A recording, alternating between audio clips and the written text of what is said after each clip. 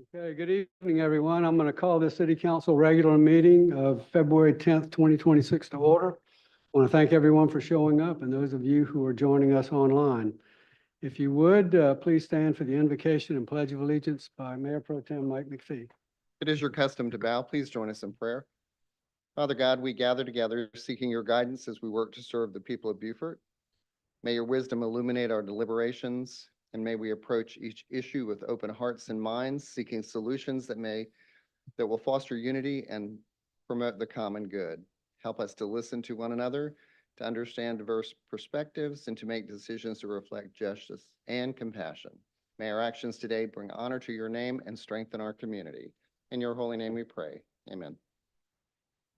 I pledge allegiance to the flag of the United States of America and to the republic for which it stands, one nation, under God, indivisible, with liberty and justice for all. Councilman Mitchell is not with us this evening. He is coming back from travel. We hope to get him back maybe for an executive session later on, but he will not be with us in this meeting. Moving on, next on the agenda is City Manager Employee Recognition of Coralie Shoemaker, Public Works Department. Coralie, this is your big night. I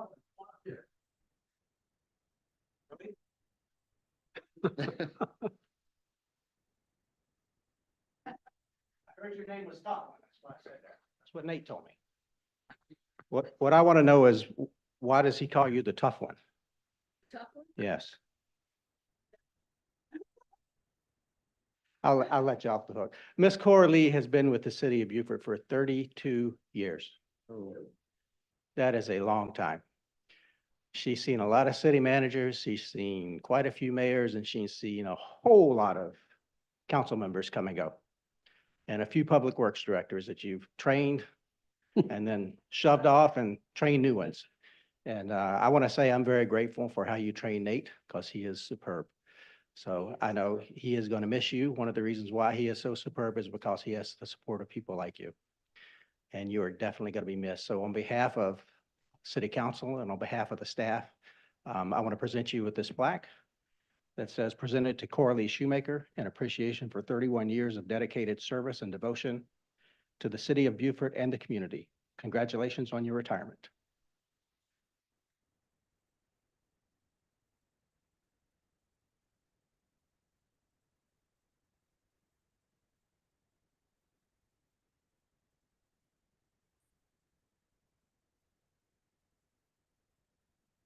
And now, as promised to Mr. Farrell, I'm going to turn the floor over to him because he wants to do the real tribute to you, as he should. So congratulations, Coralie. It's all yours, Nate.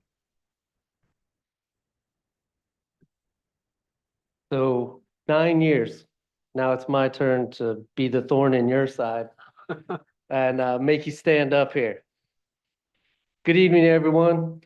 I want to begin by saying that this is not an easy speech for me to give, not because I don't know what to say, but because there is simply no way to fully capture what this woman means to me, to this department, and to this city. Miss Coralie is the most remarkable individual I've ever had the privilege of working with. Getting to know and building a friendship with, one I will always value. She served the city for 32 years. I'm pretty sure it's 31. I keep messing that up. I apologize. She began her career at a time when public works was not the department we know today. It was not structured, it was not clearly defined, and it was more a vision than reality. There were no established systems, no clear roadmap. Through her dedication, her standards, and her deep care for this city, she helped turn that vision into what public works is today. As public works grew, leadership was often associated with directors who came and went, but the steady presence and guidance of Coralie are what truly shaped this department. The city of Beaufort Public Works would not be what it is today without her influence. She has worked alongside 4 different public works directors since the department's earliest days. Through every transition and every change in leadership, she remained the constant. She understood not only how things were done, but why they were done. She carried the institutional knowledge, the lessons learned, and the expectations forward, whether people were ready to hear them or not. And let me be very clear about one thing. Coralie was never quiet.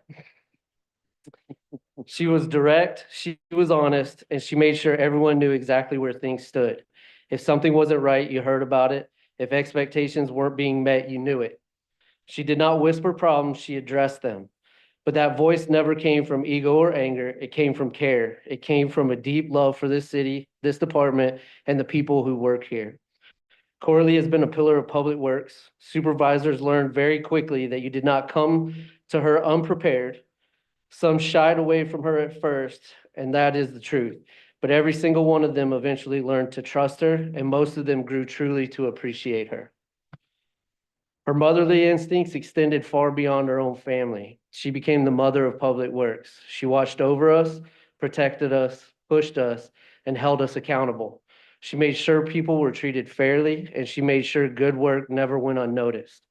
Even today, after all these years, she continues to shape this department by mentoring every supervisor who walks through our doors. She teaches accountability, preparation, and very clearly what will suffice in this department. She never hesitated to shut things down when they weren't right. And just as importantly, she never hesitated to ensure leadership knew exactly what was happening. She did not soften the truth or play politics. She made sure those responsible always had the full picture. That honestly protected this department more times than anyone will ever fully realize. When I first began talking about coming to the work for the city, I was warned repeatedly. One name continued to come up over and over again, Coralie. I heard about her directness and her strong opinions. At the same time, I heard public works described as the Wild West. I wasn't entirely sure what I was walking into, but from the very beginning, Coralie made it clear how public works operated. And over time, through trust that had to be earned, we worked together to build a department that runs more efficiently with clear accountability and consistent standards. Coralie does not love change. She'll be the first to admit that, but she was willing to embrace it when she could see the benefit. Through that willingness, we improved equipment, strengthened personnel, and invested more in training. As a result, we built better employees and a stronger department. But the most important lesson she taught had nothing to do with budgets, equipment, or operations. Behind the toughest exterior is a woman who genuinely cares about this city and about every public works employee. I have never questioned who deserves recognition, advancement, or appreciation because she has always been a constant voice highlighting the team's great work being done. Sometimes I even had to say, I saw it too. Coralie is public works through and through. God could not create another one like her. On a personal level, she's been a rock for me. She was the only person who could walk into my office, tell me to calm down, and be absolutely right. She listened when I was frustrated, helped me work through it, and restored perspective. She also took the time to check on my children, talking with them about their future, the work I do for them, and why what we do here matters. She helped them understand the value of this role and the importance of commitment, integrity, and effort. She absorbed pressure that wasn't hers. She took on burdens that belonged elsewhere, and she steadied situations when emotions were high. She also gave something I will miss deeply, those moments of honesty, humor, and perspective that made difficult days manageable. No one else will ever challenge conversations, speak truth so plainly, or turn stressful moments into something productive the way that she did. And I'll be honest, I plan on leaning on her even after she leaves. I don't know how to do this job without those conversations where we reset, refocused, and walked away better than we started. Coralie is and always will be my friend. She matters more to my life than she probably even knows. Before I close, I want to recognize the family that shared her with us for all these years. To Clay, thank you for supporting your wife, who gave so much of herself to this department in the city. We know that sacrifice was shared at home, and we are deeply grateful for it.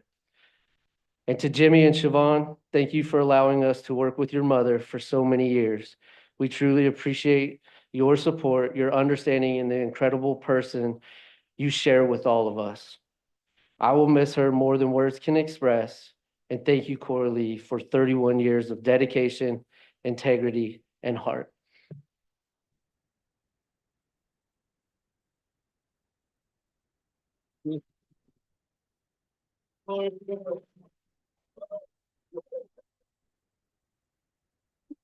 Very easy. Thank you for recognizing me for the 31 years. It is greatly appreciated by you. My Public Works family, I love you. You all have taught me something. You've brought yourselves, and I've learned something from everyone. And Nate is the best thing since sliced bread. Y'all need to keep this man, need to keep him happy, because he has brought grace and integrity to Public Works. And I will always be appreciative of you allowing not just myself, but all of us at Public Works to be ourselves. You've allowed us to move in our own fashion, to be able to speak the truth as we see it, and to hear us and see us. And that right there showed me that you heard me and you heard all of us. And I thank you for that. You have humbled me. I'm not humbled easily. From my heart and my soul, with love and respect, thank you. Thank you.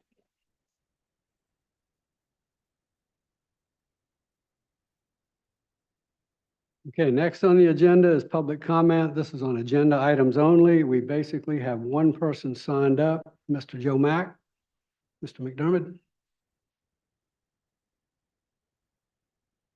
Give us your name and address for the record. Joe Mack, 1809 Boundary Street in Beaufort. Scott Marshall, City Council, you all made it go up to 73 degrees today. You are the best. Yeah. So yeah, I wrote down a few thoughts. Not easy to be as articulate as some folks. Yeah, the National Historic Landmark District, since 1973 was designated. The downtown area, the waterfront seems to be a real hot topic recently. So, you know, the kids just want to play. So I speak as a resident, somebody who grew up here. I grew up by the bowling alley. I'm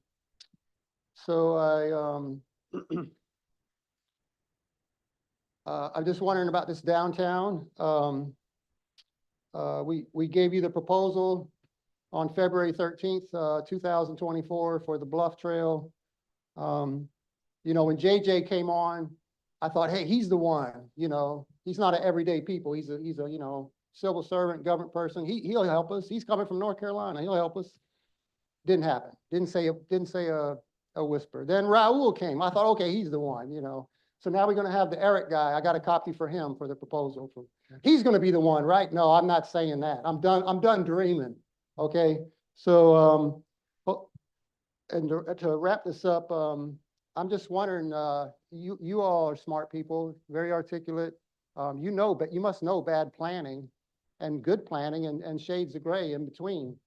So I'm just wondering, you know, the third stage of a great idea is the opposition claims it was their idea in the first place.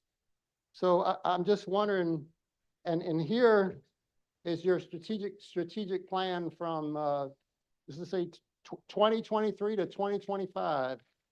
And the people in Beaufort been saying, depends who you talk to, but everyday people have been saying there's nothing to do for you for decades. And, oh, it's right here. So this says something about your guiding principles. It probably sits on the shelf, as they say, and gets dusty. But it's, you know, talking about recreation, it's 1.2. It says, encourage multi-generational development programs and recreational opportunities. So Southside Park is nice. I don't know if a 25-year-old can go over there and play. I mean, they can certainly run around. They got a brand new playground. That's not for the 25-year-old. So this proposal, it checks all the boxes. I don't know how many times I got to say this. Who I got to speak to, some magic pill or what, I don't know. But you know Beaufort is Beaufort. So I don't know. There've been some mistakes with recreation with the county. You know, how was, you know, you kind of think, how was that expert approved? It's just kind of like, what? You spend $1 million on tennis courts downtown. It's not enough courts. It's in the wrong location. It's noisy as crap with the traffic. And it's not a tennis center. It's not big enough. And so, and you know, the kids play there. I don't even recognize the adults. So they're a bunch of come-heres. So everybody's welcome here in Beaufort. So we're not exactly growing right. So we're growing and we protect we protect the National Historic Landmark District at all costs. Why are we not protecting other things that need to be grown? So I'm just, I hope this makes sense. Like I say, I should have got somebody to speak for me. I could have got Kenyani or Jared, somebody that can, that guy Eric is really good. He can really speak. I can't. This is not something I want to do, is speak in front of y'all. But I don't know what else to say, but I grew up here, so I mean, and some of y'all grew up here, so you know how it is. And Mr. Mike McPhee walks in the morning. I saw him real early one time. He probably would check out the Bluff. I don't think y'all have gone out there and checked out the Bluff. Never seen any of y'all down there. If you haven't checked it out, we're asking for you to put this on the agenda. You put Jared's employee parking solution on the agenda, no action taken, right? We just ask him, give it a fair shake. So, you know, they say government creates the problems. You know, if somebody lives in Beaufort, they pay their property tax, it may not mean much to y'all. This was one person, right? Well, this is everybody, all the everyday people I talk to, they're very receptive to this. Now you have other people in the town, they may not be everyday people. I won't get into that. I keep this clean and, Okay, that's your 5 minutes. But Mr. McDermott, what I tell you to do is tell the city manager to put it on a work session agenda and we can discuss that later. I would just lastly say, I had started a PowerPoint presentation, but you know, decade after decade, the reception wasn't too warm and I didn't see nothing happening. And so I stopped the PowerPoint, putting it together. And I'm not a gadget guy, so I'm not, these things, I can't stand them. But the thing is, I mean, it sells itself. Somebody doesn't have to get up here and say, oh, sell it. It sells, you know, If you put it I on, appreciate it. okay, So, get it on the work session agenda and we can discuss it as a Okay. council. Okay, thank you.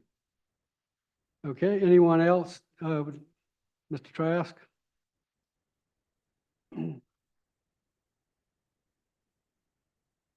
Graham Trask, 1211 Bay Street, Beaufort, South Carolina. Nice to see you guys. Just as an aside, I am going to talk about agenda items.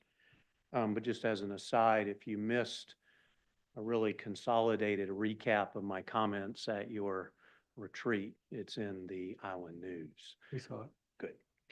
I want to talk about the noise ordinance. I think it's something that's an important document. I see somebody's done a lot of work on it. I just have some clarifying points, particularly around the quiet hours and the loud hours.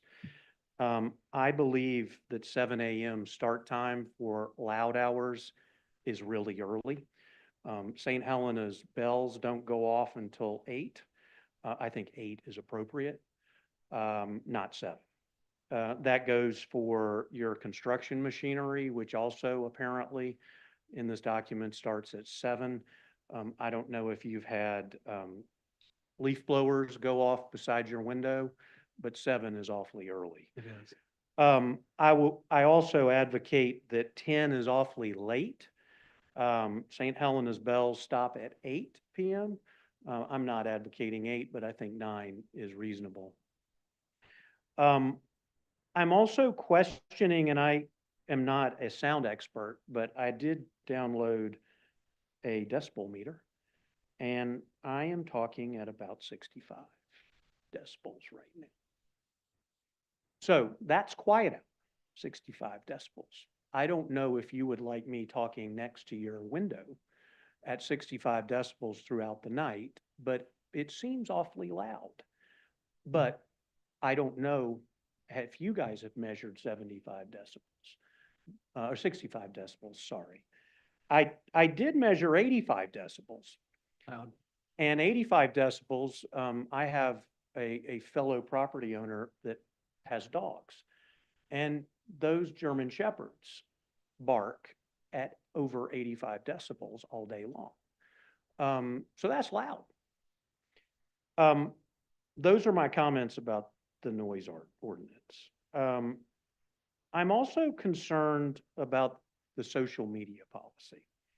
I think social media is a good way to get information out, and I think it's a good way to gauge public input. I'm concerned that this city doesn't like to hear input. I have been on the receiving end of that, which they don't like to hear my input.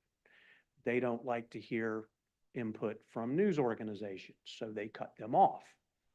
I'm concerned that the social media policy as written is the first step in censoring the public from providing input. It does, and I think that input is an important feedback loop. I understand also that in order to moderate the social media input, you need an entire full-time employee, which is the next, I guess that's going to be in your budget. I can't imagine that you would need a full-time employee to manage the input that you get from your social media. So I am quite concerned about censoring your social media, and I think it's ludicrous to have to hire someone full-time to manage your social media. Thank you so much. Thank you. Anyone else? Okay, hearing none, we're going to move on to the agenda. Next, we have meeting agenda approval. Do I have a motion to approve? Motion to approve. Second. A motion and a second. All in favor signify by saying aye. Aye. Okay, next we have a character education proclamation, Clara Gaze Harbin at Beaufort High School. Move accept. Second. In a second, all in favor signify by saying aye. Aye. Okay, Mike, would you? I will. Whereas the character education movement reinforces the social, emotional, and ethical development of students, and whereas character education provides long-term solutions to moral, ethical, and academic issues that are of growing concern in our society and our schools. Whereas character education teaches students how to be their best selves and how to do their best work. The 11 principles of effective character education include promoting core ethical and performance values, teaching students to understand, care about, and act upon these core ethical and performance values, encompassing all aspects of the school culture, fostering a caring school community, providing opportunity for moral action, supporting academic achievement, developing intrinsic motivation, including whole staff involvement, requiring positive leadership of staff and students, and involving parents and the community members. Whereas the Beaufort County School District Character Education Program was formed to support parents' efforts in developing good character in their children. And the purpose of the education program is to integrate good character traits into the total school environment, as well as into the community. Whereas each school's counselor identifies a list of character words and definitions deemed important regardless of the person's political leanings, race, gender, or religious convictions. Those words are friendship, kindness, acceptance, courage, tolerance, respect, gratitude, compassion, citizenship, perseverance, honesty, integrity, self-control, forgiveness, responsibility, and cooperation. And whereas Clara Grace Harbin was selected as the winner of Beaufort High School as Student of the Month, now therefore the City Council of the City of Beaufort hereby proclaim December 2025 as Clara Grace Harbin Beaufort High School Student of the Month. City of Beaufort hereby pronounces compassion as the word of the month for December and applauds Clara Grace Harbin, the Beaufort County School District, Beaufort High School for their work in specifically honoring Clara Grace Harbin as Beaufort High School Student of the Month. Congratulations.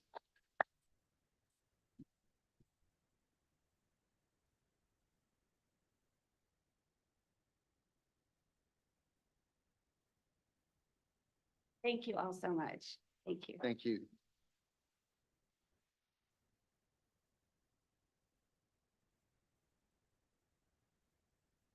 Okay, next we have a proclamation proclaiming February 17th through 22nd as Beaufort International Film Festival Week. So moved. Second. Okay, all in favor signify by saying aye. Aye. Aye. Mike, this is the 20th. isn't it? Whereas, yes, it is, the 20th year. Whereas the Beaufort International Film Festival was founded in 2006 with the vision of celebrating independent films, storytelling, and artistic expression while fostering cultural enrichment in the Beaufort community. And whereas over the past 20 years, the Beaufort International Film Festival has grown into the respected regional and national event, welcoming filmmakers, artists, and audiences from around the country and around the world. The festival has provided a dynamic platform for emerging and established filmmakers, students, and creatives to share diverse voices, innovative storytelling, and meaningful perspectives through the art of cinema. The Beaufort International Film Festival has made a lasting cultural impact by strengthening appreciation for the arts, encouraging creative education, and inspiring future generations of storytellers within our community. The festival has contributed significantly to Beaufort's economy and tourism by attracting thousands of visitors, supporting local businesses, and enhancing the city's reputation as a premier destination of arts, culture, and entertainment. Whereas the 20th anniversary celebrating the Beaufort International Film Festival taking place February 17th through the 22nd, 2026, represents an important milestone in the festival's history and honors 2 decades of dedication, creativity, and community partnership.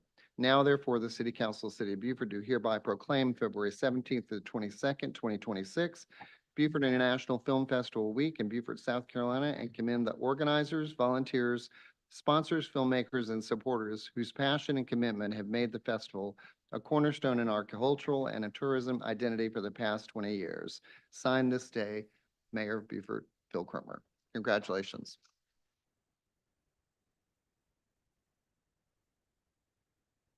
Thank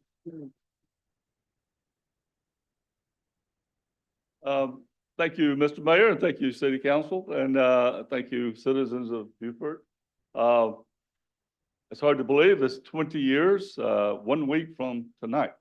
And I hope the weather is just like this because this opening ceremony is a tent outside, and we're hoping and praying that it will be dry and warm. If not, we have heaters, so tickets are still available. And we have filmmakers coming from literally all over the world, Croatia and UK and Mexico, and just about every state. So we'd love to have as many people to come as we can possibly do it, get out there. And I think 100 filmmakers, I think this may have said that, but 100 filmmakers have dedicated themselves to come and be here and enjoy our streets and go into the shops and hopefully buy some things while they're here and eat at the restaurant. So, and they love coming here. One of the filmmakers said recently, said the first star they meet when they come here is Beaufort. So thank you all for making Beaufort so beautiful. And we look forward to the 20th and hope to see you there. Thank you so much. Thank you, Ron. Congratulations. Appreciate it. Thank you. Congratulations.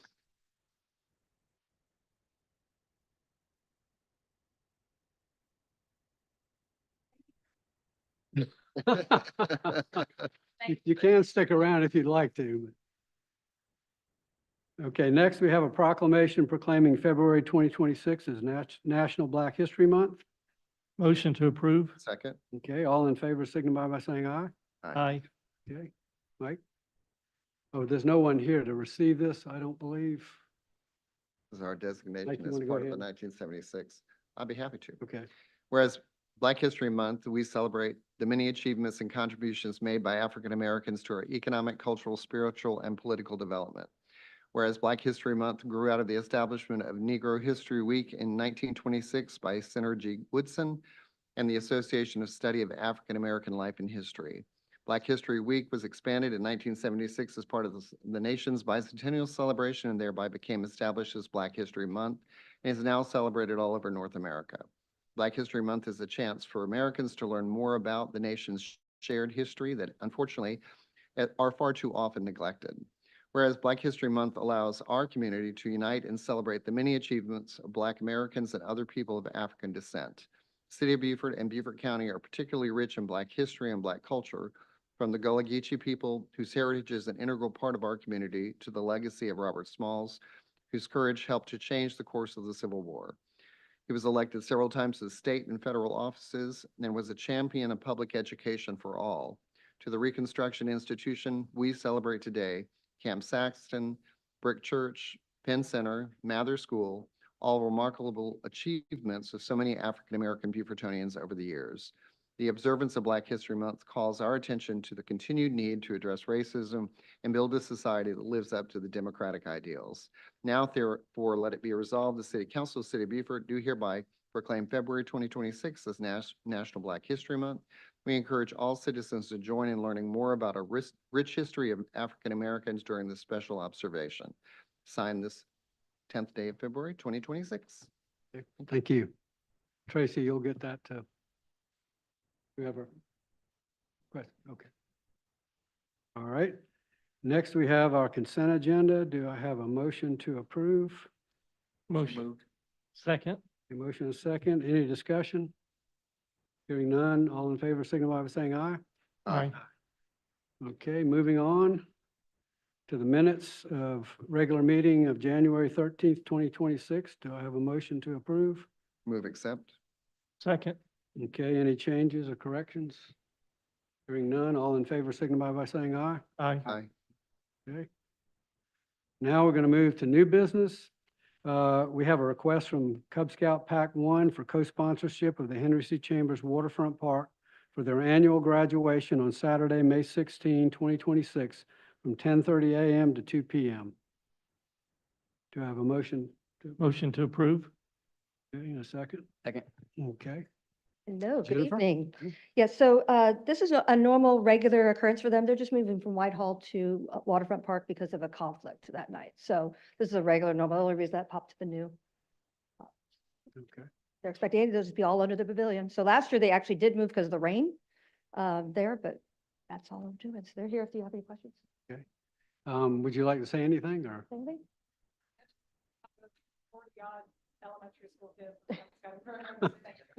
Okay. All right, any discussion? Hearing none, all in favor, signify by saying aye. Aye. Aye. Okay, motion approved. Next, we have a request from Mr. and Mrs. Denny Weiner, or is that pronounced right, I think? Wiener. Okay, of 500 Port Republic Street to waive loud and unseemly noise ordinances for a wedding on April 11th, 2026, from 6 p.m. to 11 p.m. on their property. Motion to approve. Second. Okay, motion and second. Yes. Jennifer? So we got this request from them because their neighborhoods, they are having a wedding for your niece, correct? Yes, yeah, your niece, and who lives out of state, and they will be having music. They have apparently talked to all their neighbors, and they're okay with it. They're going to aim their speakers towards the marsh to not be in anyone's home. So, So Correct. Whitehall will hear it really well. yeah, so Whitehall can hear it. So the other way around. All right, couldn't resist. Any discussion? Hearing none, all in favor, signify by saying aye. Aye. Aye. Okay, motion approved. Thank you. All right, next we have a request from Holy Trinity Classical Christian School to reschedule the 7th Annual Swing Bridge 5K Run from Saturday, October 31st, 2026 to Saturday, November 7th, 2026 from 6 a.m. to 10 a.m. Have a motion? Motion to approve. Second. Okay, motion and a second. Jennifer? So we had to put this through because we need SCDOT and Coast Guard approval for the road closures. So we had to come and get approval again for the change in date. I believe that's Heritage Days. Pardon? I believe that's Heritage Days, Is it Heritage Days was November 7th, November 7th? So which means the highway would be closed twice that morning. twice in one day. So I don't know. The DOT signed off on that? Well, the only reason they can sign off is if you approve it for November 7th. So right now you have it approved for October 31st. So the roadway will be closed from 6 until, What time does it close for Heritage? Dan? what time? 6 a.m. to 10 a.m. When do the Heritage? 10, I don't know about Heritage. 10? 10 till 12:30, I think is I don't when the have parade Heritage. runs. So there's a Heritage Day parade that I don't know about on that. Yeah. I think it's 10 to 12:30 is when the road has impacts on it. We can I don't have a approve it, problem. but you I might mean- want to check just to Okay. make sure. Yeah, It's I mean, not- I'm just bringing it up just to make sure that they're aware of it as well. It may affect people that are participating coming in, or Right, going that's- home, so. Okay, it's also, that is also the library has their book sale that weekend too. Yeah, they don't They don't- close, they they don't- don't close a road. No, they don't close the road, but that's also going on at the same time. They can throw books in the road, but they can't. Yeah, close well, it. I don't think we want to They do can that. run through the park and grab a book. Exactly. So I will check those dates and we will come back to it. Okay. All All right, all in favor, signify by saying aye. Aye. Okay, you'll get back to us? Mhm. Okay. Thank you. All right, next we have a request for co-sponsorship from the Original Gullah Festival for the use of Henry C. Chambers Waterfront Park, May 21 through 24th, 2026. It includes a request for waiver of noise ordinance, waiver of food trucks in the marina parking lot, request for an on-call electrician during the hours free of charge, access to restrooms after hours, and fireworks display from 9 PM on Sunday, May 24, 2026. Have a motion to approve. So moved. Second. A motion and a second? So this is the same that last year they added the fireworks and they put it as a separate request. So now we're at the same request, putting the fireworks with it. That's how it triggered a new, so everything else remains the same. Any discussion? Hearing none, all in favor signify by saying aye. Aye. Okay, One more. all right, yeah, one more. Request from the Beaufort Water Festival for use of the Henry C. Chambers Waterfront Park. 10% reduction of rental fees due to closure of the promenade, street closures, sale and use of alcohol, use of day dock, waiver of noise ordinance, and sponsorship of $7,500 for the opening ceremonies fireworks for the 70th Annual Beaufort Water Festival, July 14th, 2026 to July 28th, 2026. So Have a moved. motion to approve? So moved. Second. Okay. So this also is remaining the same. The only thing that came up is because of the promenade being closed, they've asked for a 10% reduction in fees from the rental fee of the park. So that is the only thing they're asking. Everything else remains the same. And I think there was an explanation in our notes. Yeah, so explanation, because the actual park is, because they can't use the promenade and they have to reduce by 500 attendees. So if you have any questions, we have the Commodore here if you have any questions as well. And Dusty, you want to say anything? you want to say anything? No, you're good? Okay. I want to know, is your hair growing back? Yeah, yeah. Okay. So they can have a 10% reduction in beer and everything else. Come on up. No, I mean, it's a joke. I'm teasing you. Okay. I'm teasing you. I was gonna give you guys a hard time because I don't know who did the math, but on It here, was mine. That was. that was yours? Okay. Well, the total worked out, so Total worked that's out, what but matters. math is- Yes. yeah. Yeah. Okay. I was gonna ask if there's a 10% reduction in the price of the beer is what I was asking. Just for him. That's just for him. It's just a joke. Okay. Okay, any other discussion? No. All in favor, signify by saying aye. Aye. Big eye. All right, I'll leave now. All right, good to go. Thank you. Lock it up. Next, we have consideration of a resolution establishing a downtown advisory board. So moved. Second. A motion is second. Linda, you want to give us an update or give the public an update on what this is? Yes, sir. The, city council had asked for a resolution establishing the Downtown Advisory Board, to provide, advisory input and recommendations on downtown-related policies, programs, and initiatives. Before you is a resolution that defines a 15-member advisory board that consists of stakeholders, community partners, and business owners downtown that are within the downtown district. This board would provide recommendations to city council and staff on matters such as downtown infrastructure improvements, parking management, construction impacts, business and recruitment retention, special events, and long-range planning initiatives. We also want to encompass the TMAC, the Tourism Management Advisory Committee. This would now fall into this, as well as the Parking Advisory Committee. Okay, any discussion? I guess I'll just ask, because we set aside, I think it was $30,000 for a downtown master plan. So is there a plan to work in conjunction with the downtown master plan in this body, or is what they're going to be doing totally separate from that? Because a lot of the issues seem to be overlapping in regards to what this board will be talking about and then what you would, I guess, hope to get from a master plan. So the master plan is, we've already contracted with a consultant, and that's going to be starting in March. That will, yes, we would incorporate the advisory board into that so that but remember that master plan is not a total overhaul of downtown or anything like that. It's a master plan that addresses some wayfinding signage, making it easy and creating a better atmosphere for downtown. Considering if the social district was to be approved, how would that look with signage and safety elements that makes it easy, provides gathering spaces. You know, downtown already kind of has a plan. It's kind of there. So it's enhancing that. But this downtown advisory board, we hope to have them enacted and be a part of that. And that's going to incorporate tourism and all that's thrown in, like you said, TMAC. Yes, And the area defined as downtown is going to be the whole historic district area, basically? yes. Okay.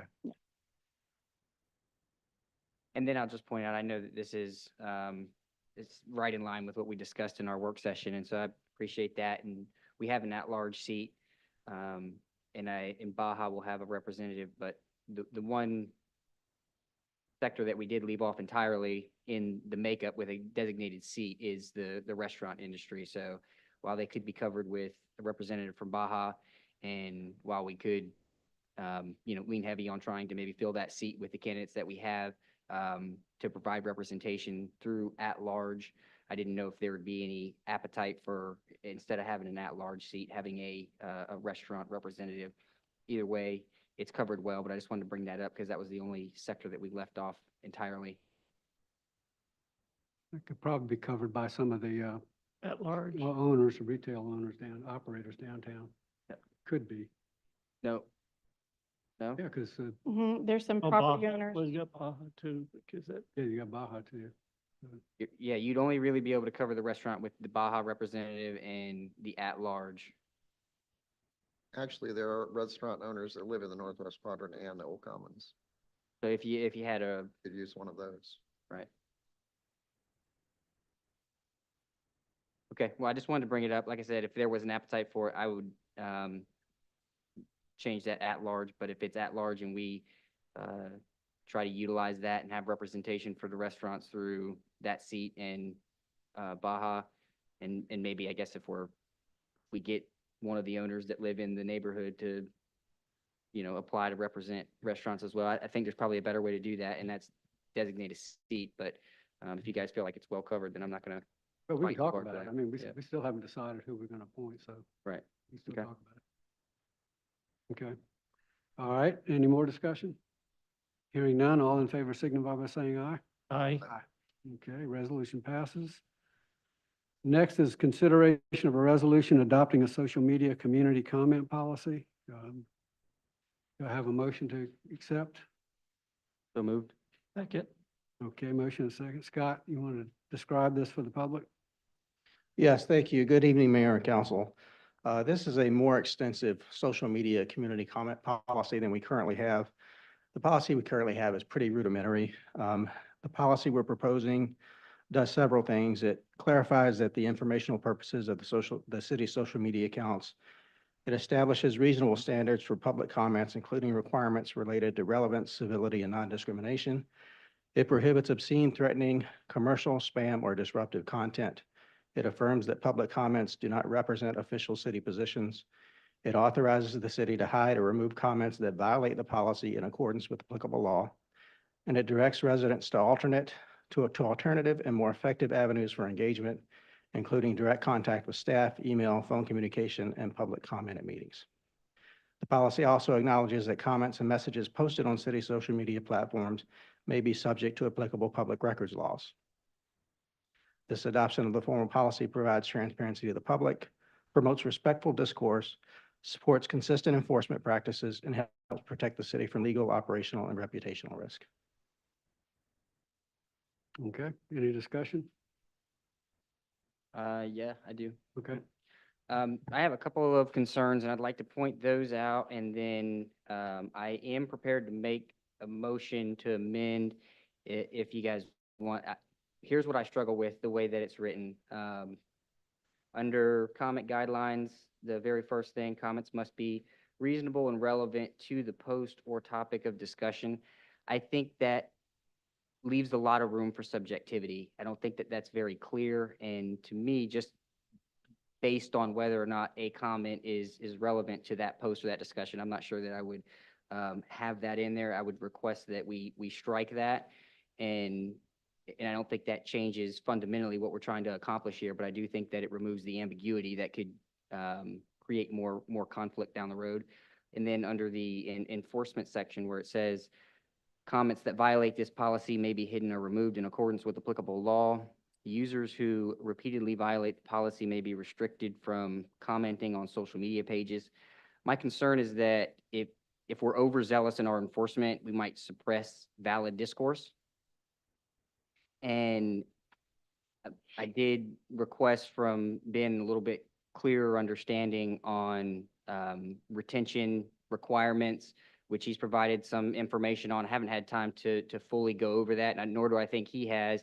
But I would like to see, one, if we are putting a policy in place where we're going to give ourselves liberty to remove or hide comments, then one, I think that needs to be very clear as to when and why that happens, but also how are those records retained? How long are they retained? Are they able to be received via FOIA? And I think all of that needs to be in here. And then I think there needs to be an appeal section. I didn't see that anywhere, but I think if we're going to be removing comments or hiding comments, then citizens need to have the ability to appeal that and make sure that there was justifiable reason to remove or hide the comment. So with that, I would just say that I'd strike the first thing. Comments must be reasonable and relevant to the post. And then I do have a language here that I would read if there was an appetite to add an appeal section to this language. And if not, then I would vote against it just because I feel like it's not clear. I think council would like to hear your language for the I'd appeals. be happy to read it if you guys want.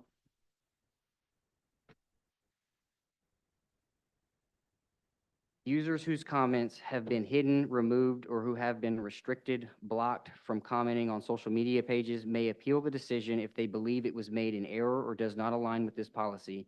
Appeals must be submitted in writing via email to the city manager or designee within 5 business days of the action. The appeal should include the user's name and contact information, a description of the specific comment or action being appealed, with a link, screenshot, date, time if available, an explanation of why the user believes the comment does not violate the city's social media community comment policy or applicable law, any supporting details or context. Upon receipt of a timely appeal, the city manager or designee will review the appeal, the original comment/action, and this policy. A written decision will be provided to the user via the contact method provided within 10 business days of receipt, explaining whether the original decision is upheld or reversed. If reversed, the comment will be restored or the restriction will be lifted, allowing the user to repost or resume commenting, subject to ongoing compliance with the policy. Decisions are final, though repeated violations may still result in further restrictions under the enforcement section. This appeal process is intended to ensure fair and consistent application of the policy. Users are encouraged to use alternative engagement avenues listed in the policy for official inquiries or concerns while appeal is pending. Okay, any other comments on the policy? I had one, there's a line in here that says the city is not responsible for content of comments posted by the public and does not guarantee the accuracy of user-generated content. That should be a disclaimer, and it should be very bold if you're going to put that in the policy. The intent, Mayor and Council, is once we have an approved policy, we will pin that to the top of our Facebook page. So Okay. when you go to the Facebook page, you'll see what the policy is. Okay. If there's no other discussion, Councilman Scaletta, you want to make those things an amendment to the policy? Yeah, and how would we want to, because I'm prepared to make an amendment to strike the first reasonable, relevant portion, and then I'm prepared to add this appeal language in. How do we want to handle the public record retention portion of this? Separate motion. What's I'm that? not prepared to make a motion on that because I don't know exactly what the I don't requirement is. either. And I think that the way it's captured in here is just, it's too vague. I would like to have, at least some reference that this is what those applicable laws are, right? So that it's clear that this is the retention standard that we have in place, or that we're bound to. And so I think that's probably going to take a little bit, we could work with Ben on that, but what is going to be, how are we going to handle that tonight? I don't know if Archives has addressed this or not with social media. I'm not sure. Do you know about their records retention? No, according to Ben, there's no specific mention to social media comments. But I will tell you that we do retain those records. We don't delete records. If they disappear from the pages because they're hidden, they're not deleted. They remain public records. And as long as we have access to them, we're able to provide those through a FOIA request if needed. You good with that, Josh? Or Um, would you rather hold off until you find out something, or did we? yeah, I would revisit feel this, a little bit more comfortable if we had better language in here to cover that myself. I don't know how the rest of you feel, but I would just say this if I could. The way it's worded now, where it says all comments and messages are subject to applicable public records laws, I think you're safer with that than you are with being specific, because those laws could change over time, and then you've got to go back in and change your policy to match public law. That's the disadvantage of providing that specificity at this level. Gives you cover. it not, just- I'm not so versed in it to know, but I guess I would say if we're referencing something, we would reference the code that governs that. Or if it's an agency, we'd reference the agency that governs that, but not necessarily the exact language, because if the language does change, then obviously it would affect the policy. Whereas if we just referenced the agency or the code itself, then I think we'd be able to basically provide some context without providing the exact language of today, would be my thought. But like I said, I'm not well versed in this. I'm just trying to have it to where we're covering ourselves. We obviously have a policy, but we're not so restrictive and loose in the language that we create more problems for ourselves down the road. I think we're covered with the way it reads, but because the state law does pertain to this, which covers that state law changes, and we don't have to go back and change it, is what we're being told. How would you like to proceed? Do you want to make an amendment or postpone? Do you get clarification? We can pass it on first reading and then. Not first, Can. It's just a not resolution. first Oh, reading, it's it's a not first- resolution. okay, So I'm sorry, I thought if it was first reading. reading, I'd make the amendment for the first two Okay, things, and yeah. then we second reading, we can iron the rest Gotcha. out. Sorry It's a about that. Resolution. Yes. Would there be opposition to postponing until we get clarification on that? I'm not opposed to it. Fine with that. If I can ask what clarification is needed? Clarification in regards to the retention of records once they're removed or hidden. Or we could pass it and go back and amend it, couldn't we? If it's I mean, decided, technically, we could. Yeah. I think but it's best the- to the- pass the it, and then we could go- implementing- I think it's best to pass it. I would just mention, we amend don't go to that level of specificity with any other information that we have publicly on our website or any other nature. So why we're going to that degree of specificity on this one, I don't know, but of course, we'll make that change if that's council's will. Well, I think this is, in my opinion, this is because it's regarding comments from the public, right? This isn't something that necessarily we're doing. We're telling them we're going to either remove or we're going to hide your comment, which is your right to put on our page. And I understand having some boundaries there, but again, I go back to asking myself, what is the problem that we're trying to solve? And much of what we've seen, I feel like, is decisions that we're responsible for making. And so I go back to that and just say, what are we trying to accomplish here? And I want to make sure that if we're putting something in place, that we're careful about how we do that. Because this isn't just like a policy for how we do business. This is something that we're telling people we're going to limit and restrict their access and their ability to provide feedback to us on our social media pages. So it's a little bit different in my mind. I would I would find value in postponing it until we get further clarification. If that is not the will of council, I'm prepared to make the amendment on the other two issues. Any other comment? Anyone? And I will agree with Josh on the 2 points he wants to amend. I think the third is not that big a deal because it's covered, I think, in the general language. I will say that we're not the only city out there that's doing this kind of thing. There are several other cities, Sullivan's Island, Clemson, Hilton Head, Greer. The state even does it, but, and it's been recommended by the MASC that municipalities adopt some type of social media comment policy. So we're not breaking new ground here, but I agree with Josh on his changes to that. I think that first line, reasonable and relevant, is subjective. And I think an appeal in there covers our bases, I think. Okay, so let me ask this. If we said in where it says the public records disclaimer, if we said all comments will be retained in accordance with applicable records retention schedules and will be produced in response to lawful FOIA request, would that be, Redundant? Yes. well, if we took out what's there now and put that in, then I think it would be a little bit more clear in regards to how they could access it, right? Because it's accessible through FOIA request, but it doesn't require that we postpone it and get further clarification. Would that be another way, a fair way to address it? Yeah, sure. Okay, so then I would do this. I would make a motion that we amend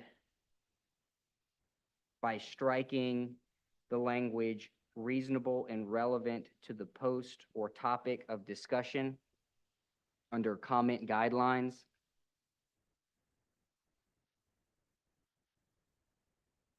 Add the appeal process language in under the enforcement section and add the language, all comments will be retained in accordance with applicable records retention schedules and will be produced in response to a lawful FOIA request under the public records disclaimer. And strike the sentence that's there now. Correct. Do you have all that, Tracy? Yeah. If not, I'm sure Councilman Scaletti has it written down. We can get it I from him can, post-meeting. yep, I can get you the appeal process. I could do it. Yeah, I could give that to you. Yep. I have a second to the amendment. I will second. No, I'll second. Okay, you second. Yeah, Okay, good. We have a motion and a second. All in favor of the amendment signify by saying aye. Aye. Aye. All right, going back to the original, I guess we have to go back to the original. Yes, as amended. All right, all in favor of the original policy as amended signify by saying aye. Aye. Aye. Okay, that's it. Thank you very much, Mayor and Council. Appreciate it. I'm here for the next one. Let's park yourself right there then. I'm comfortable right now. No pun intended. Yeah. That's right. You got another one? I see what you're doing. Okay, yeah, next we have an ordinance to amend Part 8, Chapter 2, Parking of the City of Beaufort Code of Ordinances, first reading. Do I have a motion to accept? So moved. Second. Okay, motion and a second. Scott? Mayor and Council, you may be asking yourself, because at least one of you asked me, didn't we just do a parking ordinance? And the answer is yes, we did. But when we did it, the ordinance was worded in such a way that when it went to MuniCode codified the new paragraphs that we gave it, and they deleted all the other paragraphs in our parking ordinance. And so this is a housekeeping measure. It's a strike and replace, which is the simplest way to go about fixing this error. And you have the red line version, which is everything stricken that's there now. And then you have the new version that you'll be voting on. However, there are a couple of errors that we need to probably fix by amendment because they're a little more than Scribner's errors. And I believe Mayor Pro Tem McPhee has Actually, those. I'm sorry? Councilman Scaletti has Councilman all the Scaletti. changes now. I gave them to him. Okay, all right, great. 'Cause we added 2 verbiages and he's Okay. added those, so.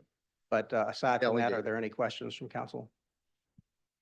Any questions? No, I was a little bit confused when I was looking at it because it was the old language and then everything that was previously adopted in the middle of last year was struck, but I did not go through and look at and compare all of it. So I don't know if the amendments that we have tonight are gonna cover it all, but we got second reading, so I Right. thought was go through and look at it a little closer in the next one. But what I would do is move to amend section 8-2001, authority to establish zones by adding employee parking to the zones that could be established. I would amend section 8-2002, metered parking, to reflect parking in the library lot and playground lot shall have a time limitation of 4 hours versus the 2. And under item F, parking regulations as herein set forth shall be in effect from 11 a.m. through 7 p.m. Monday through Saturday instead of the 10 a.m. and 6 p.m. that's shown. And under on section 8-20015.1, notices of violations and penalties. Change parking illegally in handicap spaces, which is state mandated at $500. It currently reads $400. And boot fee to 100 for 7 days, 100 for the second week, and 100 for the third week. Right now, it reads 60 for the first 7 days and 80 for the second week, and that was a change that we made back in July. Those are the amendments that I have. Can you explain to me the areas you're talking about for the employee parking? a little better? Yes, if you want me to explain it. Without again. going into a lot of detail, yes. Section 8-2001 for the authority to establish zones. The city council shall have the authority to establish no parking zones, restricted parking zones, parallel parking zones, loading zones, handicapped parking zones, and metered parking zones. We discussed this in the original. yeah, just wanna work make and sure. added the verbiage of employee Okay, parking in that okay. section. Should we desire? Okay, Anything else? That was a motion, correct? That was a motion to amend. Okay, I we got a second the motion, motion. second. Okay, all in favor of the motion, signify by saying aye. aye. For the amendment? Yeah, amended, yeah, aye. All right, going back to the original, again, all in favor of the amended, the ordinance as amended, signify by saying aye. Aye. Aye. Okay, Thank you, Mayor and Council, and we'll bring back the amended version for second reading next month. righty. Next on the agenda is an ordinance to amend Part 9, Chapter 1, Section 9-1008, loud and unseemly noise of the City of Beaufort Code of Ordinances. This is first reading. Do I have a motion to accept? Motion to accept. Okay, do I have a second? Second. Okay, Chief Price, you want to give the public a brief overview? That would be great. Thank you so much, Mayor and Council and everyone here, staff. Glad to see you all again. So before you today is the, for Council's consideration, review and potential revision of Beaufort's noise ordinance, simply to improve clarity and consistency and alignment with current community expectations. The proposed revision encompasses emerging noise sources and quality of life concerns for our residents and the need to balance our neighborhood impacts with business and event activity. Over the past years, the noise ordinance has served as guidance for addressing loud and unseemly noise within our city. After discussing during a recent work session, City Council requested that staff work collaboratively with the city attorney and also citizens. So we did receive, as I'm sure you did as well, some input from our citizens in regard to our noise ordinance. And we also discussed it amongst ourselves as law enforcement professionals. And we did this, and the resulting review is intended to ensure that the noise ordinance remains effective, legally sound, and reflective of our community expectations.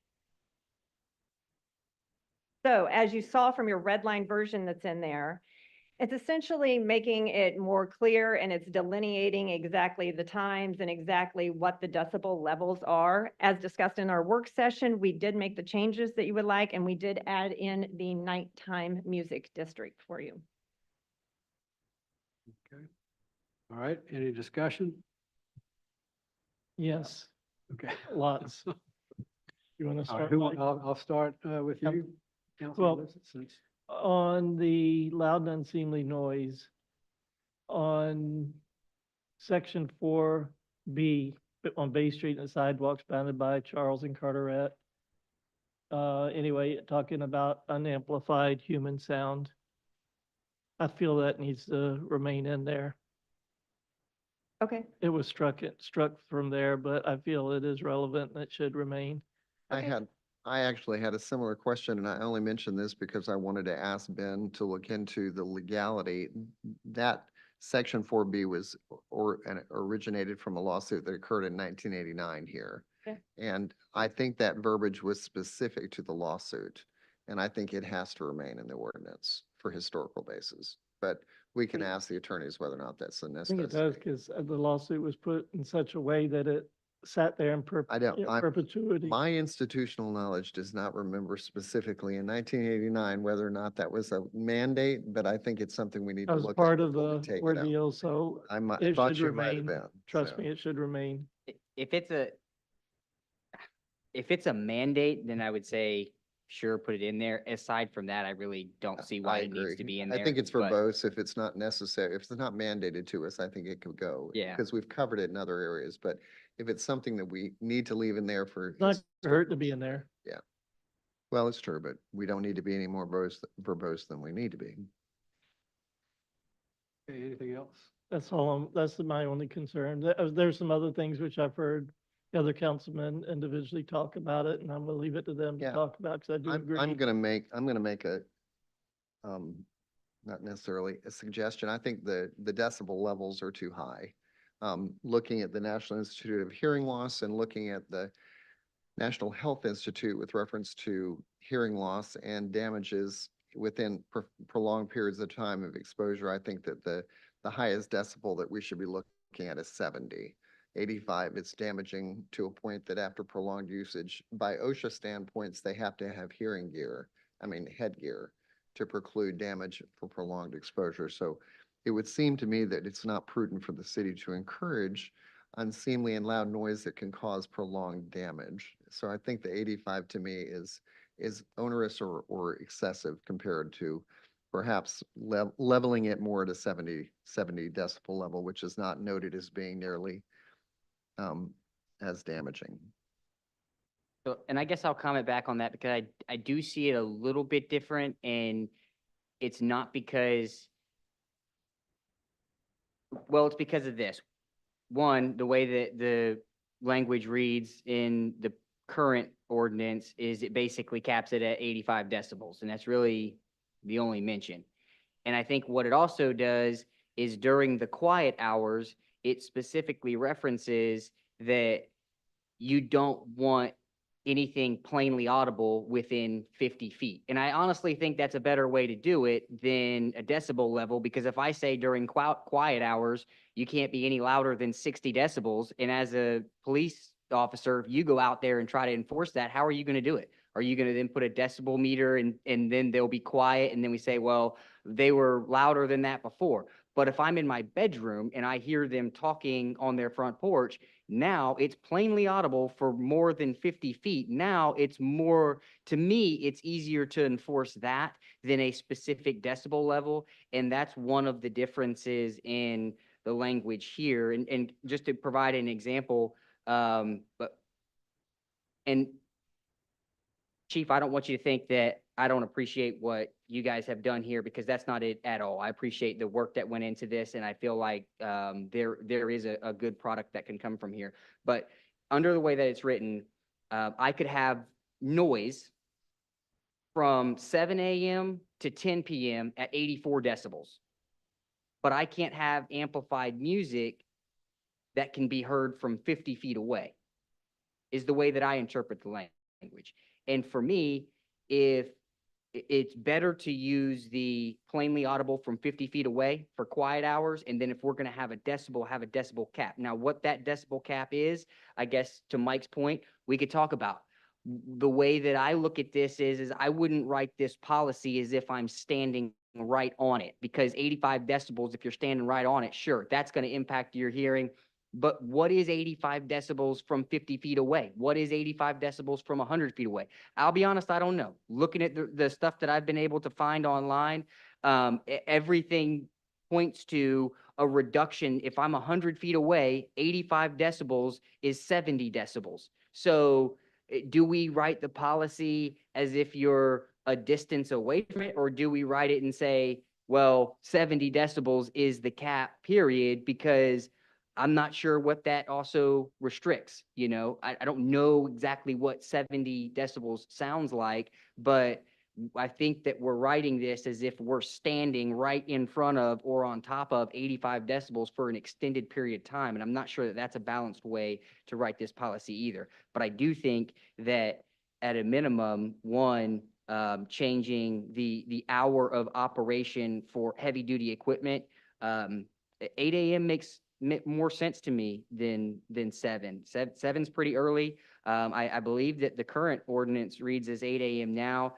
I would move that we change that time. And then I would look at having a plainly audible from 50 feet away for my nighttime hours to ensure that it's a little easier to enforce and understand when we're actually violating that, opposed to a specific decibel level. Yeah. Which is more defensible from the standpoint of an infraction? Having a decibel reading or the 50-foot? Either are defensible. The decibel reading is going to be more defensible because then you have the actual proof of it. Instead of saying, okay, so I'm this far, I think it's about 50 feet. They actually are equipped with decibel meters. They've got the same ones. They're coded and, up to standard. But how would you know though, if I called you and said, hey, my neighbor is at 65 decibels and he shouldn't be because he's supposed to be at 60, and then you come out, how are you going to know that before you got there he was at 65 decibels? And how am I going to know that he's at 65 decibels when I'm calling from my house? I was And gonna then say, are you guys going to gauge that when you get Is there there? an app? Do we have an app? I don't know. I'm just trying to figure it out because we're writing a policy that's going to be in, You can phrase it whatever way that you all would like, that you come to consensus on. So Yeah, please if, tell me what you would like. I get it with the decibel levels, but I'm for the plainly audible standard myself. And the reason I say that, you can do immediate enforcement. I mean, if I'm a police officer and I can hear noise coming from, and I'm more than a block away, then I know that's too loud. And same thing is, it's defensible if it's challenged in court. It may not be as good as having the decimeter, but if I'm a lawyer, you know what I'm going to tell you? I want to see those decimeters and I want to see if last time they've been calibrated. And we do that, sir. Well, the meters are more defensible because the other involves human judgment. Oh, I Human know that, judgment but- can definitely be questioned in court too, even more so, But to Josh's point, if you know 50 feet's not far, right? not that far. We'll state mostly when we get disturbance calls, the people are still making noise when we get there generally. Just I feel FYI, like it should be but metered. it's whatever you all want. So, and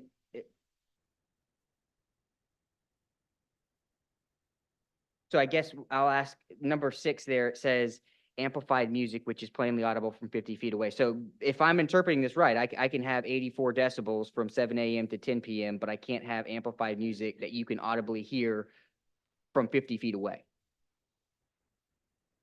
Well, if we passed it, Right. you could do it, but I don't see us keeping 85 decibels in here anyway, so. Well, I don't either. we would need to basically strike 6.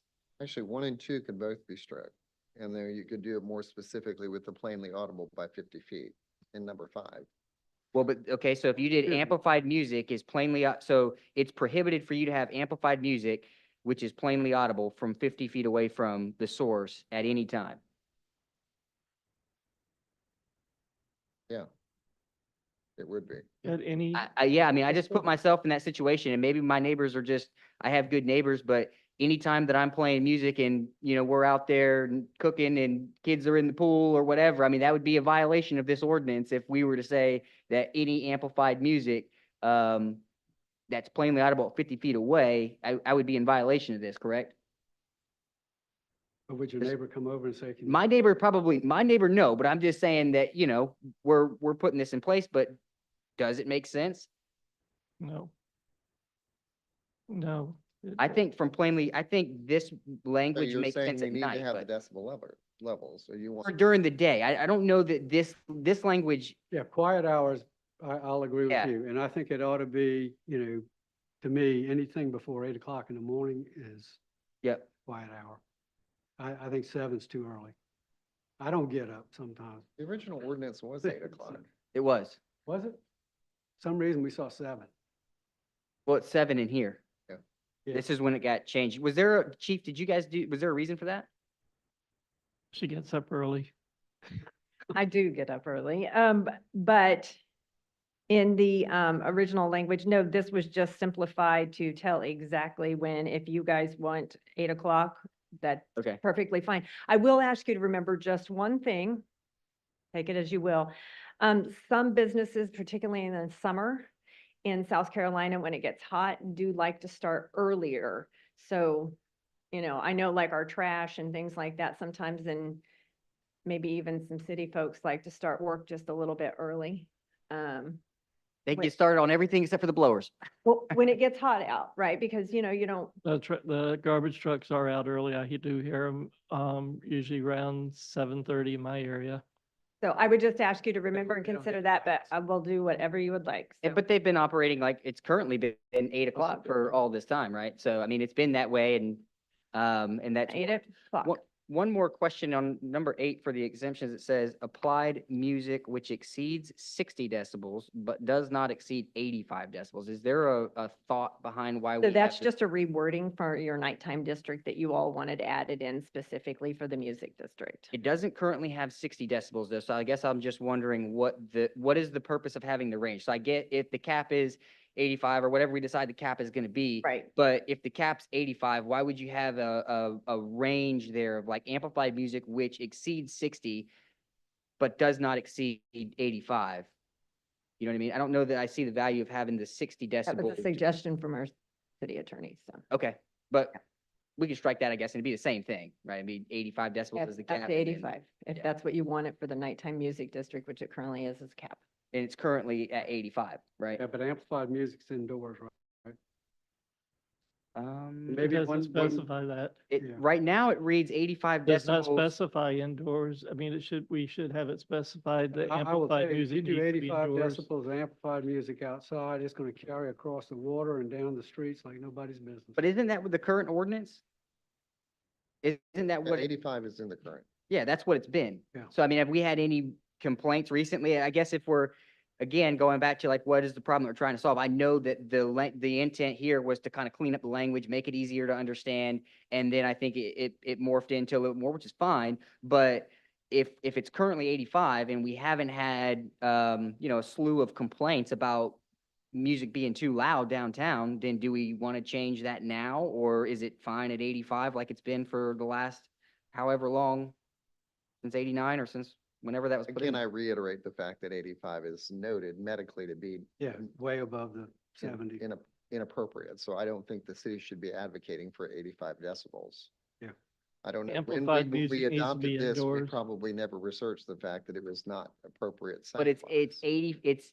it's damaging if you're like right Where there is it? on it, but not, 85 decibels. but is it at, right, but at 100 feet, if you're it at becomes 50 feet 70 from 85 decibels. decibels, are you less than 85 decibels? I'm sorry, what's that? I said if you're at 50 feet, audibly from 50 feet, 85 decibels, you think it's significantly less to where it wouldn't be damaging? That's what I've seen. Now, maybe there's other research. I'm not an expert in this, but what I've been able to find online is essentially if you are 85 decibels at the source and you're 100 feet away, at 100 feet away, it's 70 decibels. But we have 50 feet as a plausible distance. Right. And that we're posing within the ordinance, so it's probably not going to be at 70 at 50 feet. but it may be like 75 or. Could be 85, it could be 82. I mean, I'm not gonna question, I'm just saying, I think that it's not prudent for us to have a limit on here that is actually above National Institute of Hearing Loss's suggested decibel levels. And I don't know when that was determined to be the case, but. Well, so we wouldn't change it to. That's, I'm suggesting 70, Yeah, but You're suggesting all the way down to 70. well, that's what the national. as a base, Yeah. because that's where OSHA NIHL 85, you gotta says have that one it's in not them. damaging, but. Yeah. So, In fact, I did a little research and it said that this is nationally, that at nighttime, they recommend 45 to 50 dBA in residential areas. And anywhere else, 60 to 65. So, Right, I get that, and I guess we're also trying to balance two things here. I know, try to And, yeah, we're trying to strike, create mutual coexistence. correct, yeah. Um, which we haven't done very successfully in the downtown area. So, I mean, the original ordinance, though we may not have, caseloads of complaints and so forth, there were a lot of problems with the original ordinance, and this attempt was trying to clarify some of that, and it hasn't really worked that well. And the other part, and I think in deference to everybody who's here and so forth, we probably need to do more work on this. I don't think Agreed. I quite frankly would have about 7 pages of amendments if I tried to do this right now. So I'm saying no. But I think we need to look at it in the context of a social district. We're looking at implementing a social district in the downtown area where we have a lot of open bars and areas that we're trying to encourage additional foot traffic to benefit our retail and the experience downtown. And I think if we don't prudently look at trying to manage some of that noise that's coming from those areas. I mean, we have very good examples of bars downtown that have live music regularly that are Indoors. inside their building and create no problem for the outside waterfront park, social district and otherwise. And I think it would be inappropriate to look at that and not consider what the mismatching of different music set 70 decibels will do to your experience in the social district as well, as much as just being in sort of a distraction to what we think the social district can do to the downtown foot traffic and so forth. So that's why Okay. I bring it up. okay, so you're at 70, and Mayor, you're there at 70 as well. Okay, well, I don't Remember, count- this I is don't count first on it. reading. Yeah, too, yeah, so there I could be can some changes going on. be before on second board with reading. 70. I think I need to better understand what 70 decibels sounds like, at different levels, and maybe we can, Chief, maybe I can come down there with you with a decibel reader, and, I'm interested to know exactly what that sounds like. But first reading, so, is anybody prepared to make the amendments? I just made the comment. First of all, I'm at 70 also. I count too. You're 70? I knew you were at 70. Do we want to make the amendment now or, I think we need to, postpone it. all right, Well, so you want to, just postpone it altogether and not have first reading? Yeah. Okay. yeah, It's gonna be too first many reading till we I think clean we've up. got- we've had a lot of feedback from community. We've got a lot There's of a lot people of that changes. that are willing to help and sit in and talk with us and see what we can try to craft this into a little bit better. I think if we try to amend it and push, do that, we're just gonna, I want some feedback from the police department too, as to. in terms of Exactly. Enforcement, what's the best way to go with all this? You've heard us up here, Yes. and I know you're probably big on the decimeter, but, I'm fine with the 50 feet. I'm fine with the decibels. Please just choose what you would want and we will make sure that it happens. Just make sure, please, and which we'll present to you on the suggestions that you've given us and from what the citizens have said, we just need it to be very clear. Whatever those feet are, whatever the decibels are, we just need to be very clear for enforcement and it needs to be delineated super clear in the language here and make it simple. okay. Easy to understand, easy to enforce. for not just us, but for the citizens as well, right? So the citizens know where they stand before they get ticketed or warned on anything. That's really my concern. So long as they know that our standard here is clear as mud, we're good. If we could make it more clear, that would be great. It's just, if it's more clear and it serves our citizens better, it just makes it better for everyone. That's what I Agreed. think. So if you want to hold it and we can work on this, we certainly can do such a needs to- thing. And I think also Work that on. the plainly audible thing helps with these automobiles, with the straight pipes and the revving and all that kind of stuff. Doesn't that make it easier to? It does. There's a line in there about sounds coming from automobiles. And so if it's intended to disrupt you as a neighbor, it's intended to do, I mean, Well, then I'm if the certain you don't officer have to hears it- rev things just to get your engines going. Well, if the officer hears it, he can issue a warning, you know. Absolutely, absolutely. Cool, so postpone it. Yeah, Hey. we have a, Make a Motion. motion to postpone. okay, do I have a Second. second? Okay, we got a second. Any more discussion? Hearing none, all in favor, signify by saying aye. Aye. Okay, Thank you very much. postpone. Thank you. Thank you. Okay, next we go to public comment. This is on non-agenda items.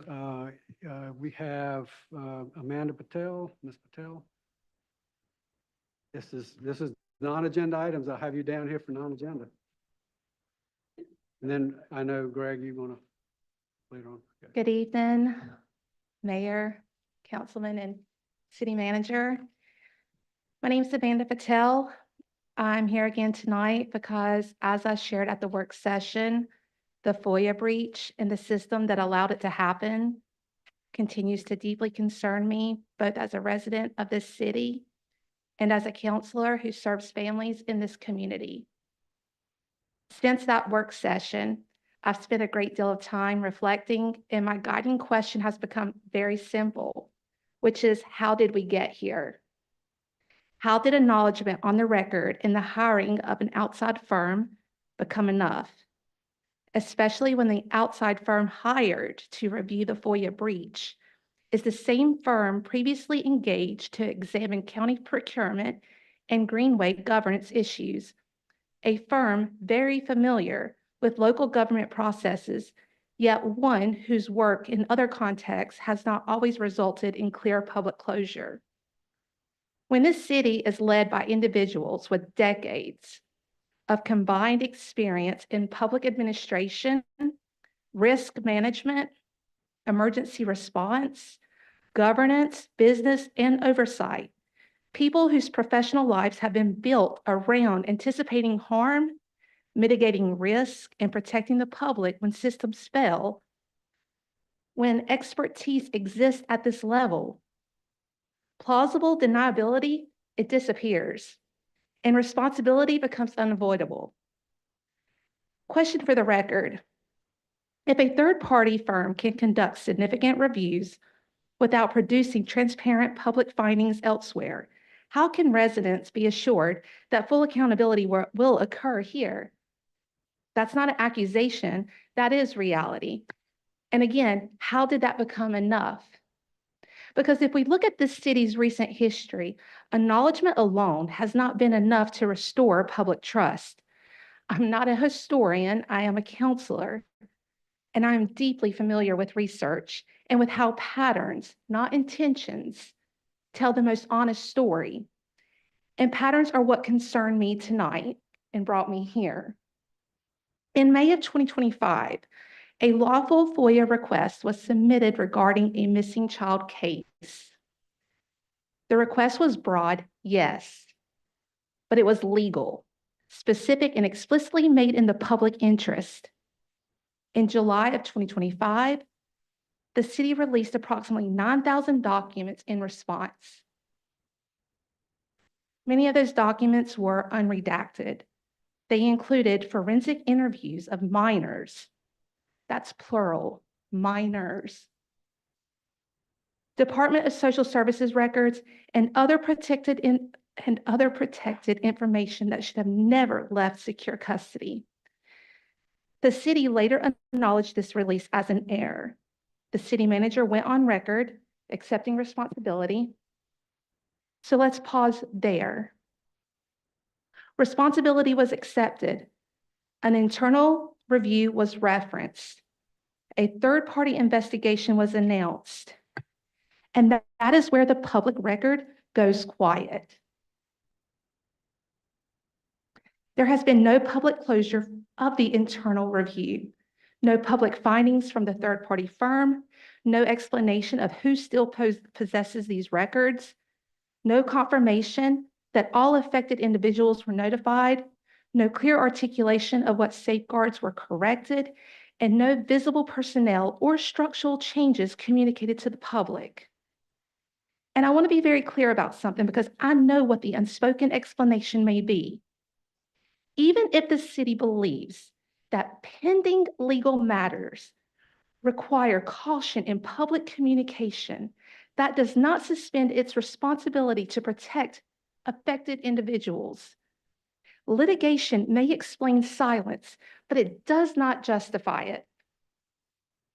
And it does not replace the obligation to notify families, to correct systemic failures, or to demonstrate clearly and publicly that safeguards are now in place. Risk management is not the same as accountability. That distinction matters because when systems are truly corrected, errors stop repeating themselves. Yes, yet residents have continued to report FOIA processing errors, including receiving both redacted and unredacted versions of the same records months after the breach. That tells us the problem was not isolated. Now let's talk about what did happen next. 6 months after the largest FOIA failure in this city's history, the city implemented a FOIA fee and deposit structure, increasing both cost and procedural barriers to access. At the same time, council I got to go home and watch what Can you happened. wrap it up? You have 5 minutes. Mayor, I know, I let you Mayor. go on last time at the work session. I don't mind you going on now a little bit longer, but if you can wrap it up, because we have other people wishing to speak. I encourage everyone in this room to be a voice. The most vulnerable are the ones who these things happen to that requires a forensic interview. And that's where I was going. I was going to explain to you exactly what a forensic interview is because I was reading things on Facebook, and it's very clear that women who have children do not know what a forensic interview is. And I'm here to tell you, as a counselor, it's heartbreaking. And once you lose the trust of someone who is a child, I have a 14-year-old daughter at home. She looks older, she's not. But I tell you, when you get her to sharing things, anything, they're vulnerable. But my point is that I need for you guys to hold these individuals in this room to the fire because, guys, where's the accountability? And I know I only had 5 minutes, and trust me, I was prepared to say all of this and I got nervous You can admit because getting in front of you guys, it really takes a lot. And I explained this at the work session, but I need you to hold people accountable because are we going to just be quiet? And do we think that's what's best for these children? Research. Please do your research. You are doing no favors to these minors whose information is being given to who? So if you want to make a difference in the city, do it for our greatest natural resource, which is our children here. And a 12-year-old, 11-year-old, 10-year-old, 14-year-old, they are children. And that's all I have to say. Tell if you want, you can leave your remarks and we can put them in. Email y'all all the time. I do. I've worked for some dynamic people, leaders, and I have emailed y'all. I'm tired. You're exhausting. I need for you to just put yourself, I don't even think you can. I cannot even put myself, I need for you guys to do your jobs. I need you have one employee. Scott, there's got to be some answers. There's got to be some accountability. And this could happen to anyone's child, anybody's. And one last thing. Most likely the children's information that has been put out there to who knows who may not have a voice. So be that voice. They matter. Thank you. Have you had Dick, Mr. Stewart? Thank you, Mr. Mayor, members of council. My name is Dick Stewart. I live at 3 Sandy Ridge Road, and I'm here representing the Freedmen's Arts District. We have offices Duke Street and Franklin Street.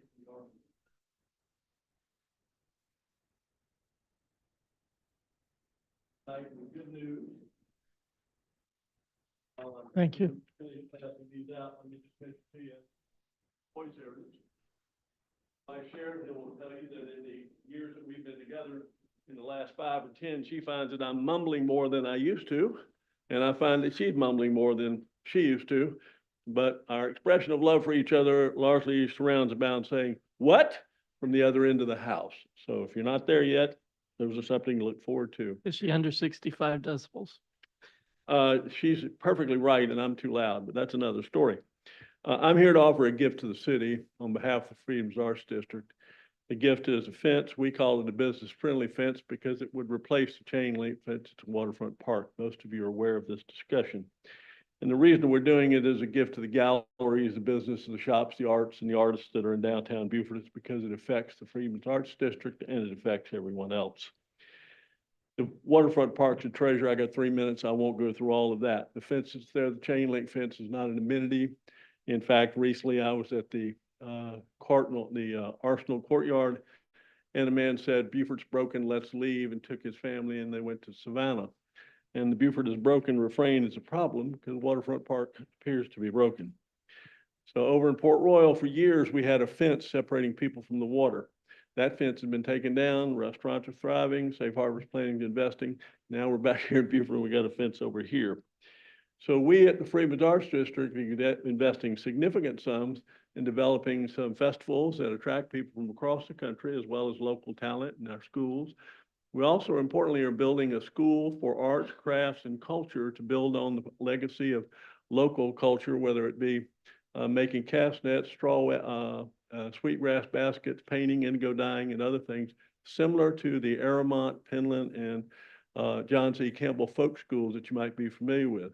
And that means bringing not only classes to local folks, but immersive classes where someone from outside can come in and stay for 4 or 5 days, and perhaps with family members learn something about woodworking or crafts that allows our local folks to express those and earn income by doing that. In order to do that, those people, when they come, have to have a good experience.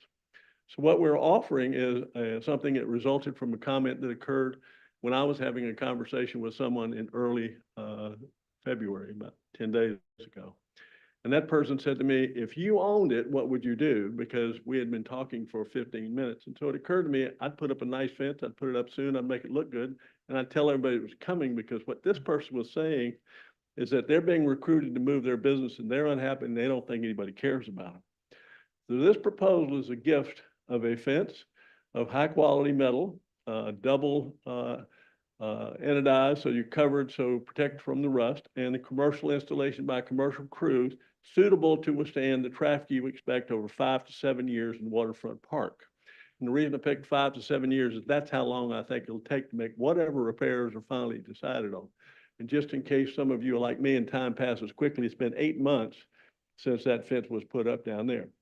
So we are prepared to provide that fence. We're prepared to do it by March 20th. Made that arrangement, made it happen, went to a bank, told them we need $50,000 with Freedmen's Arts District to fund this, and they said, fine. So that's done. We're prepared to provide this with no strings attached. However, we now understand you guys may have difficulty accepting it. I don't make the rules, you don't make the rules, we all want to follow the rules.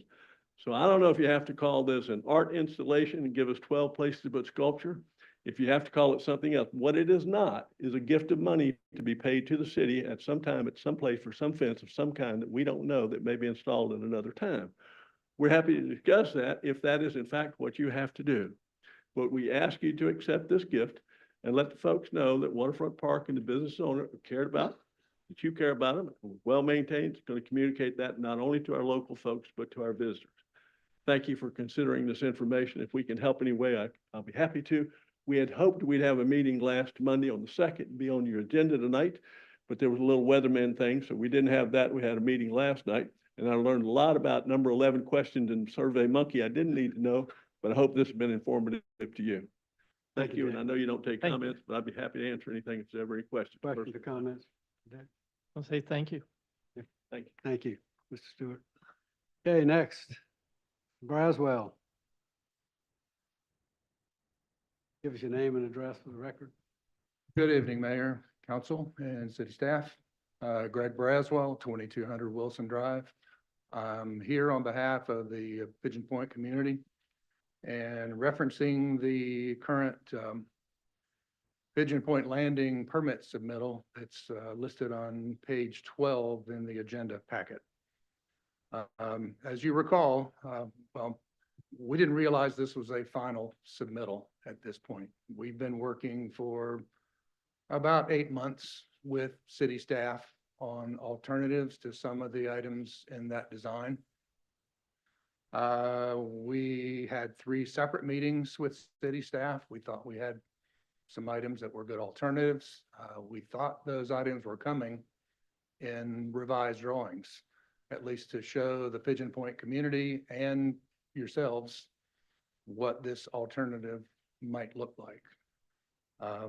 Instead, we see the permit submittal with exactly the original concept. The biggest rub, just one of the 5 items on our list was the kayak landing closest to the Flashers property.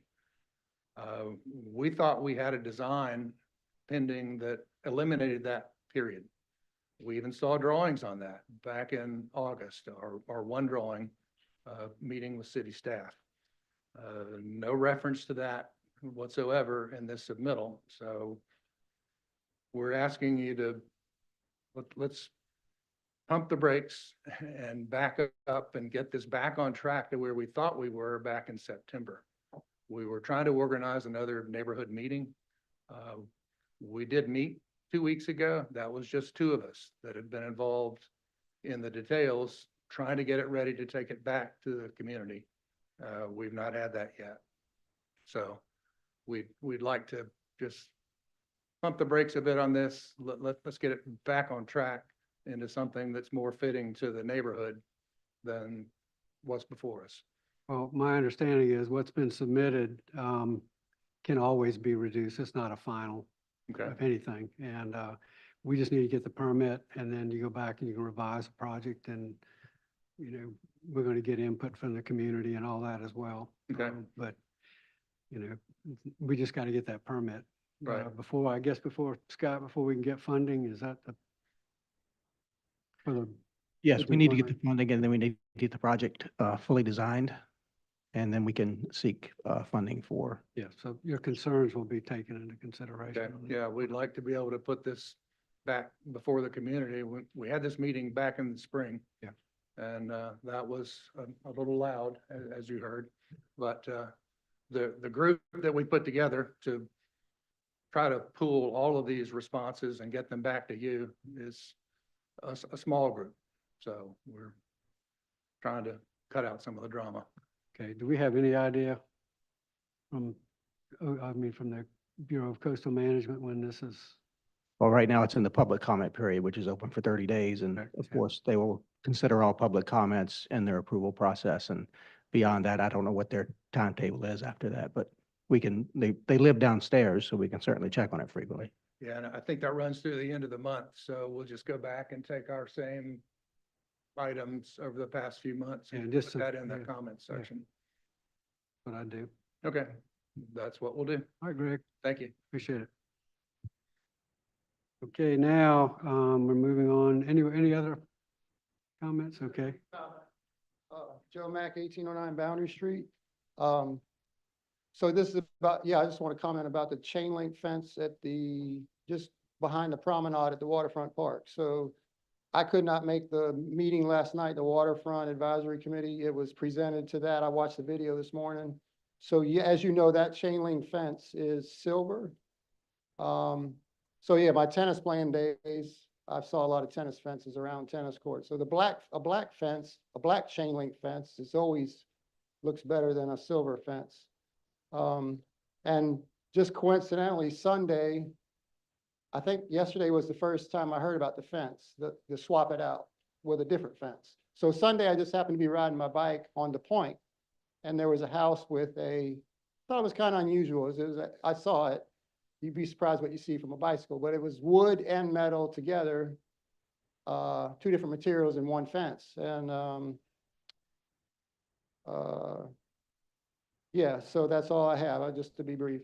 Thank you very much. Appreciate it. Thank you. Anyone else?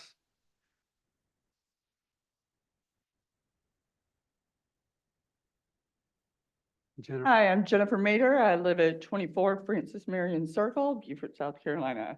I'm going to finish for Ms. Patel. From the public's perspective, the sequence looks like this: a serious system failure involving children, no public closure or accountability, continued errors, then higher costs to access records, then reduced public discourse. That sequence matters, because reforms are judged not just by legality, but by timing, impact, and lived experience.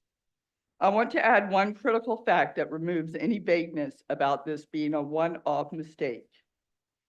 In a written response this week, the city manager confirmed that the city does not have internal controls or checkpoints that flag high volume or high risk FOIA requests for additional review based on size or scope. Meaning there was no safeguard to say, this request is unusually large, this request involves minors, this requires heightened review. That distinction matters. Because this was not simply a paperwork error, it was a known vulnerability left unguarded before and after the breach. As a counselor, I need to speak to the human impact of that failure. A forensic interview is not just a document. It is a trauma-informed process designed to protect children from being re-traumatized. Children involved in abuse or trafficking investigations are among the most vulnerable populations we serve. Research consistently shows that breaches of confidentiality significantly increase long-term psychological harm and permanently erode trust in institutions meant to protect them.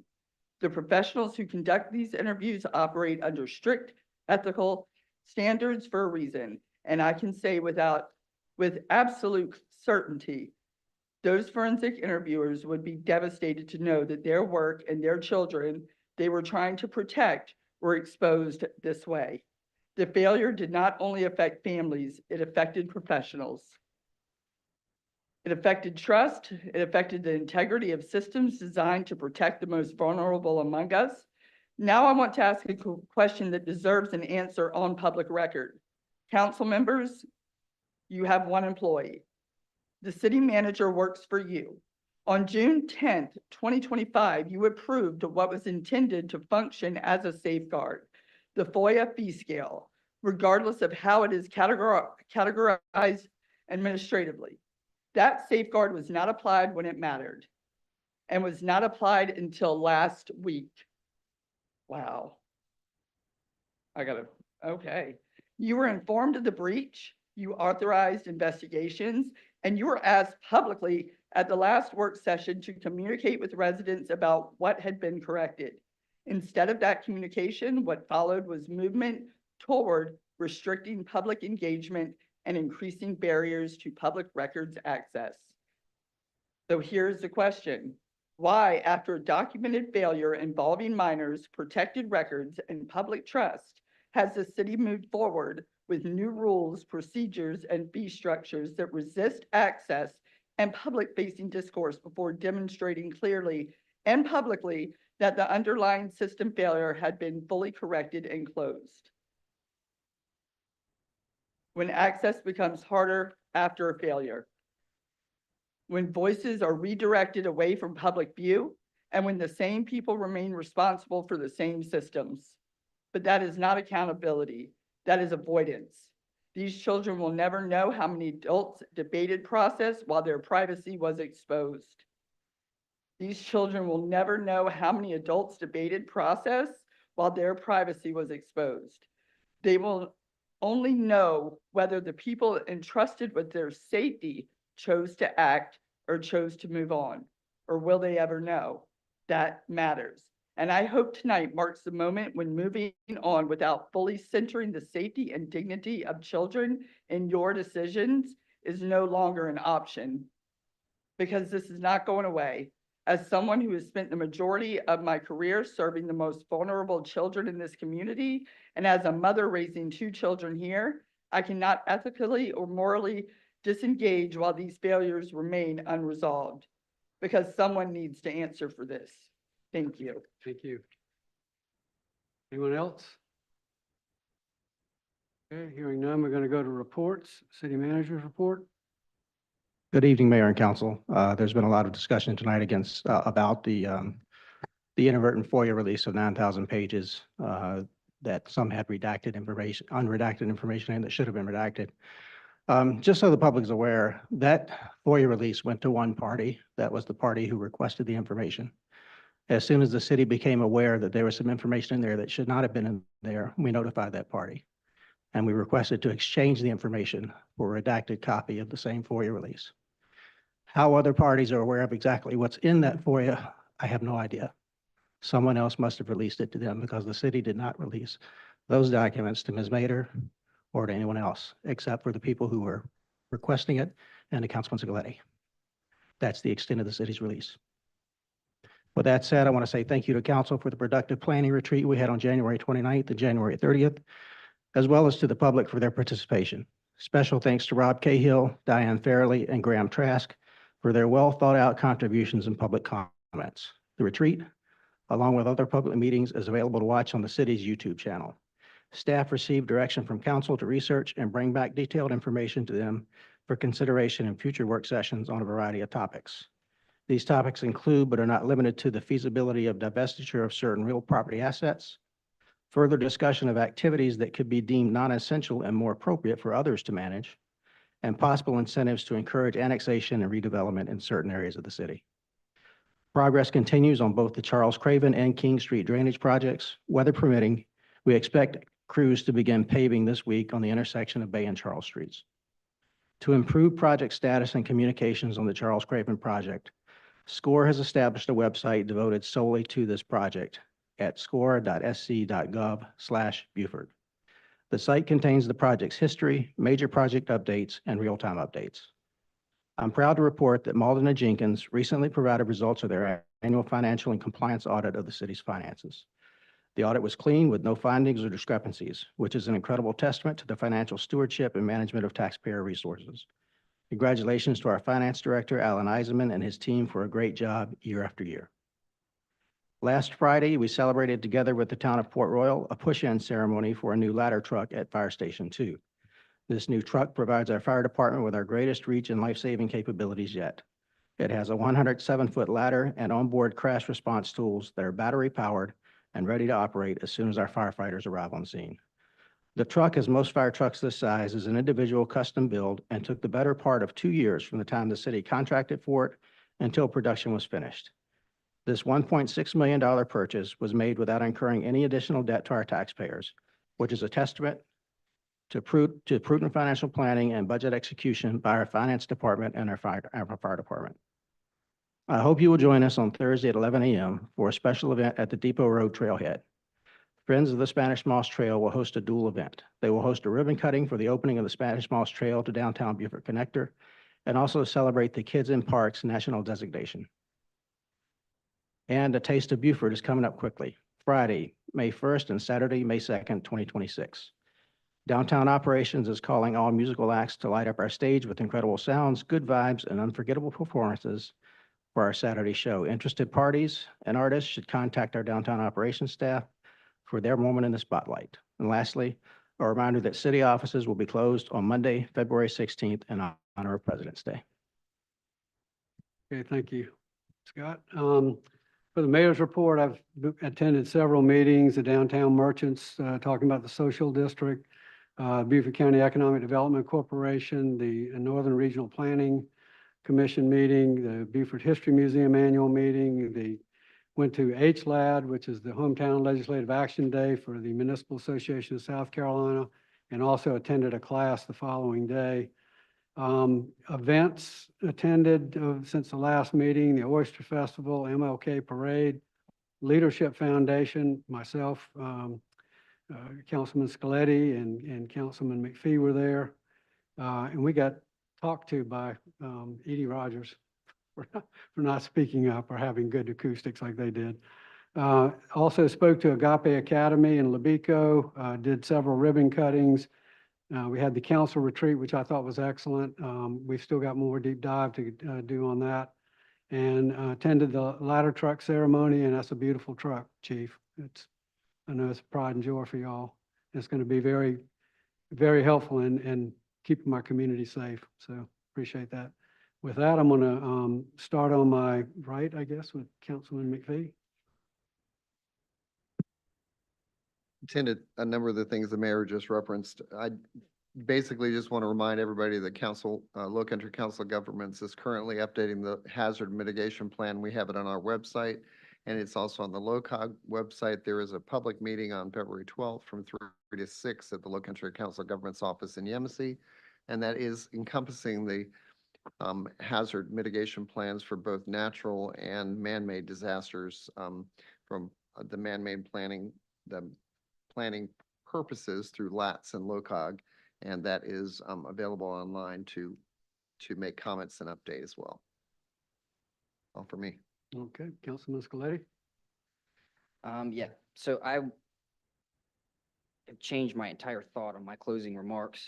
And so I'll start by saying that I'm thankful for a couple of things. I'm thankful for the employees that we have, like Ms. Shoemaker, who dedicate 32 years of time to helping establish integrity in a lot of the same things that we heard in regards to a young student at Beaufort High. Honesty, integrity, self-control, forgiveness, responsibility, cooperation, and then working through our now Director for Public Works, Nate, to establish some of those same core values, to have a team in place that can work efficiently and effectively for an entire city. And I'm very thankful for not only those that are willing to put in their time, but for the youth that are coming in to replace them and having some of those same values and to be able to honor two in the same night. It's very rewarding. On the other hand, we've heard a lot of comments and a lot of criticisms over several different things tonight, whether it's a trail on the bluff or Pigeon Point or FOIA release, a fence downtown and all of the construction that goes along with it. And sometimes it's not just hard for you guys to speak to us. Sometimes it's very hard to work as hard as we do and as hard as I know our staff does to receive criticism, but it's so necessary. And so I'm thankful for the fact that we do have constituents that are willing to come in here, provide that criticism, be honest, even when it's hard. And I hope that we can receive that, we can self-reflect, and we can become better for it. So that's the only remarks that I have. But it's not just hard on you guys, it's hard on us too. And I appreciate the fact that we have residents that are willing to do that. Thank you, Councilman Scaletti. And last but not least. Hey, thank you. Again, my congratulations to Mary Lee Shoemaker for her 32 years with the city. I've known her a lot longer than that, and it's been an honor to know her. I hope to see her around. To our city manager, Mr. Marshall, I just want to congratulate you. You did a great job on the retreat, putting it together. Thank you. To our fire chief, that truck is tall, that ladder, wow. Our mayor, he was joking that I should be climbing it. Ain't no way I'm climbing that ladder. Ain't no way. That thing is tall. Anyway, that's going to come to good use for the city.